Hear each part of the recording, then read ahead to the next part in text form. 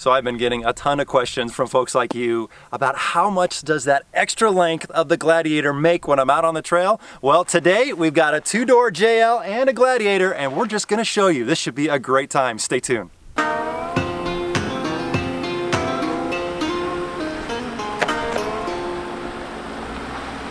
Welcome to TrailRecon, I'm Brad, and today I'm out here in Yucumba, California, and we're gonna have a little bit of fun because we have a 2020 Jeep Gladiator that the folks from KC have brought out, and I've commandeered my wife's 2018 Jeep JL, which is a two-door, so we can go out and do a little comparison so we can see how much that extra length of the vehicle makes, look at some breakover angles, some departure angles, because I've been getting a ton of questions about, wow, can that thing really perform off-road? I've been driving my Jeep Gladiator and I've had it already on a couple cool trails and I've just been having a blast with it. I couldn't bring it today because I've already put larger tires on it, but my good friends at KC, theirs is still running stock suspension and stock tires, and my wife's Jeep is stock suspension and stock tires, so this should be a very fair comparison. Now I've got my two good buddies here from KC who are going to be stunt drivers, Taylor and Ryan, and they're going to help me out, and we're just going to go hit the trail and find some cool flexi obstacles, see if we can play around a little bit and just show you side-by-side comparison, because it's one thing to talk about the length and it's a whole nother thing to show you. I can't wait. This is going to be so much fun, guys. Let's go hit the trail. Before we hit the trail, just a couple quick specifications to mention about these two Jeeps. The Gladiator is 218 inches long and the Wrangler is 166.8 inches long. That's a difference of over 4 feet. The wheelbase on the Gladiator is 137.3 inches and the Wrangler's is only 96.8 inches. The departure angle for the Gladiator is 26 degrees while the Wrangler's is 37 degrees. It's interesting that the Gladiator doesn't have one of these cool vehicle specification plates. I guess they don't want you to know just how long it is. Let's go see how much of a difference all those specifications make out on the trail. Valley of the Moon Trail is one I've been coming to for years, and it's one of my favorite local getaway trails. It's very scenic and there are a few easy obstacles that keep things interesting. For this comparison, we are not doing anything crazy technical, so sorry, no extreme rock crawling today, because if I break my wife's Jeep, she will kill me. However, I think that we'll be able to find a few sections of the trail that'll show just how different a long and short wheelbase Jeep performs in certain areas. This first section is very rutted out and a great place to test your tire and suspension flexing ability to see if you have any rubbing. I love watching stock Jeeps go through here because it really gives you an idea of just how much flex you have in a stock Jeep suspension. The JL made easy work of this, no problems.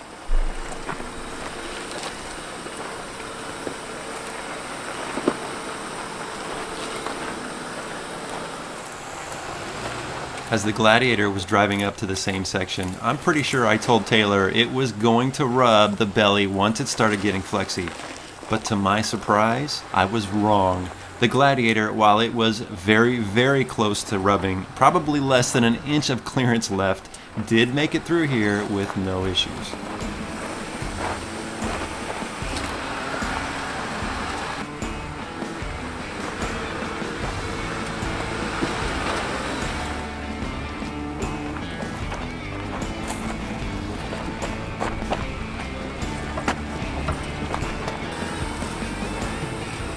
I mean, come on, look at the flex from a stock vehicle. There are not many 4x4 rigs you can purchase right off the showroom floor today and go do this in.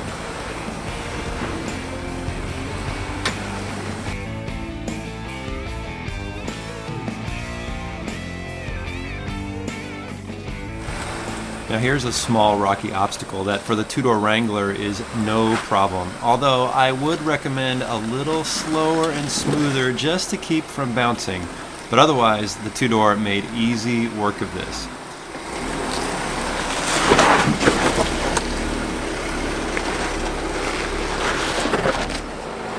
The Gladiator's long wheelbase did come into play here. It just scraped the underside of the belly just slightly, emphasizing the importance of some Under Armour.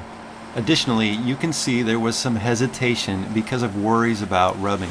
You've got to be a little more cautious and just can't throw the Gladiator around like you do the Wrangler. So just a couple thoughts about driving the Gladiator versus the two-door Wrangler is, you know, that long extra wheelbase, the breakover angle, the departure angle has been something that every time I'm out on the trail I'm consciously thinking of, but to be honest with you, it's performing really well. You know, we've scraped a little bit here and there, but it hasn't been anything that was as exaggerated as I really thought it was going to be. But what I do really like about this long wheelbase is it's a really smooth ride. I mean, on the trail, you notice it absorbs the bumps a little bit better because it's not one wheel hitting that bump right after the other. There's a little bit of a delay. Same on the freeway. It's a much nicer cruise.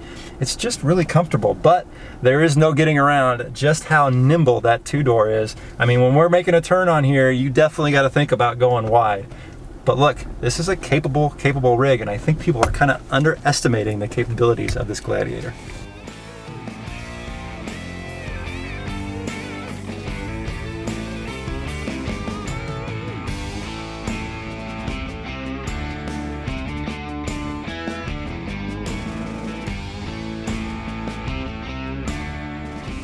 So Taylor, now you've been driving this Gladiator for about 6 weeks. What are some of your general impressions? Yeah, you know, we've taken it now. This is the third real trail that we've done off-road with the Gladiator so far, and I'm really liking it. You know, we haven't done anything extreme. We've really only done moderate trails so far. We had some concerns that the breakover angle was going to be a bit extreme, but we've really only found that to be the case in a couple different instances. For the most part, it rolls over whatever you want to put it over, so far we're really loving how the Gladiator performs. Nice. Once you guys get this lifted and some bigger tires, it'll be really nice. Exactly. Then we're going to hit the extreme trails after that.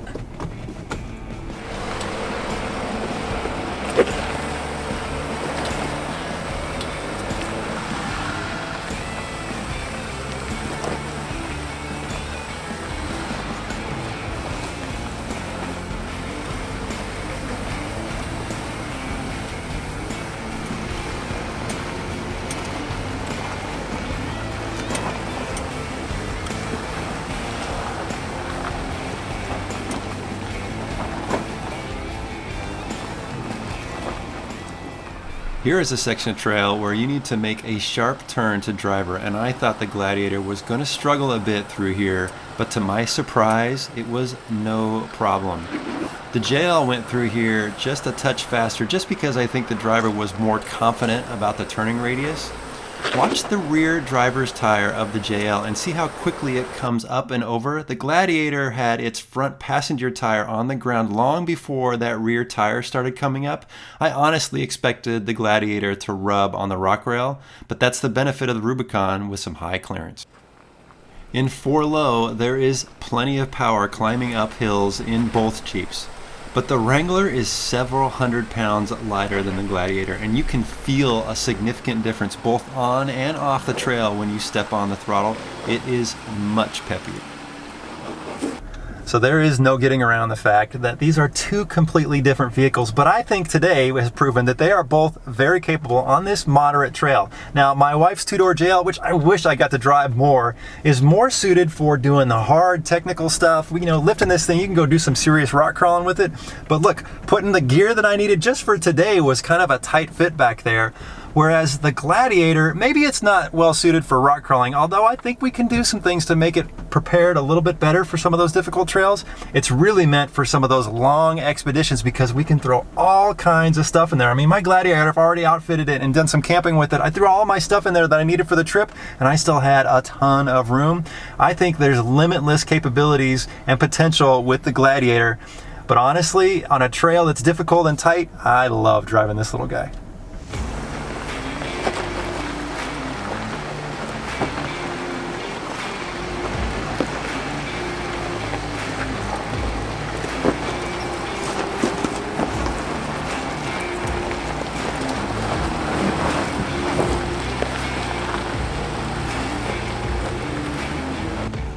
I probably should mention, for the sake of this comparison, that we did air down the tires on both the Gladiator and the Wrangler to 15 psi. It just gives you a little more traction and a little bit smoother ride, but we did make sure that they were both running the same pressure. Now we're going to take a look at a couple tight turns with some obstacles involved. And the drivers of both vehicles attempted to take the same lines, but the Wrangler, he didn't even think twice about making these turns. It was so much easier for him. But you can see the Gladiator had to start the turn early, and it made a much wider approach. And because of that, in this turn right here, it caught a little bit of the rock along the way. It still made it, but no getting around the fact that the two-door Wrangler is hands down easier to navigate on the trail when turning. This turn here is uphill and a very sharp right. But once again, the Wrangler doesn't even flinch when making this turn. But you can see the Gladiator had to go very wide and, well, caught just a little bit of that shrub. But you know what? It's a Jeep. What's a Jeep without a little bit of pinstriping? So Taylor, this is your first time driving a two-door Wrangler, correct? It is, yes. Thoughts over the Gladiator? So far, they're both Jeeps, they're both really capable, but there's two things that really stand out to me when we're on the trail. The first one is that the short wheelbase of this JL really gives it a lot of agility and can maneuver into really tight places. And then the second is the acceleration of this lighter JL over the big, heavy Gladiator. Aside from those two things, they're both really capable. I really like driving both of these vehicles.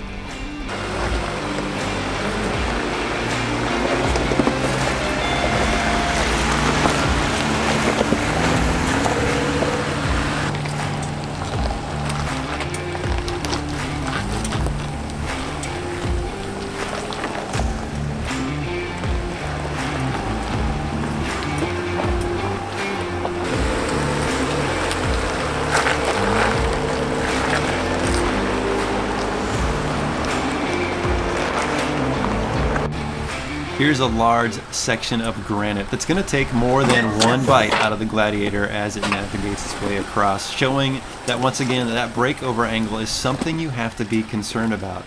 But throw a lift and larger tires on here and honestly, you wouldn't even think twice about navigating over this.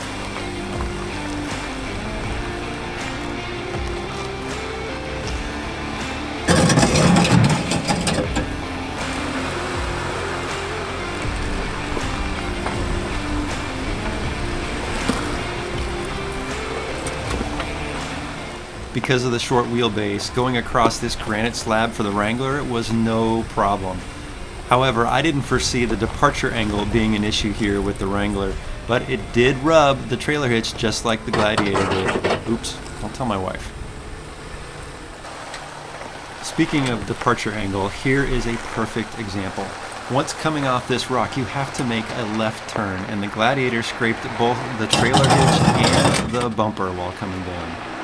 The Wrangler, however, well, of course, it made it free and clear, and once again, it made it look easy.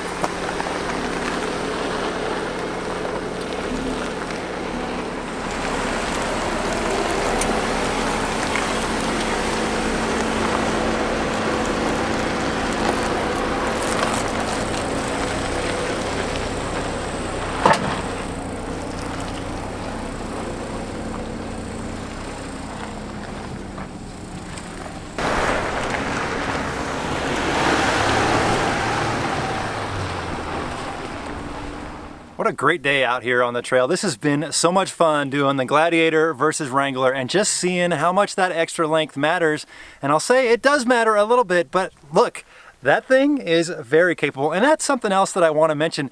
Both of these vehicles, while they're still Rubicons, they are stock. We have no suspension, no tire upgrades, and we've been out here on this moderate trail having a blast. And so, you know, it's fun to upgrade your vehicle and do all kinds of mods because it makes it more capable, but you can do a lot in a stock vehicle and come out here and have some awesome adventures.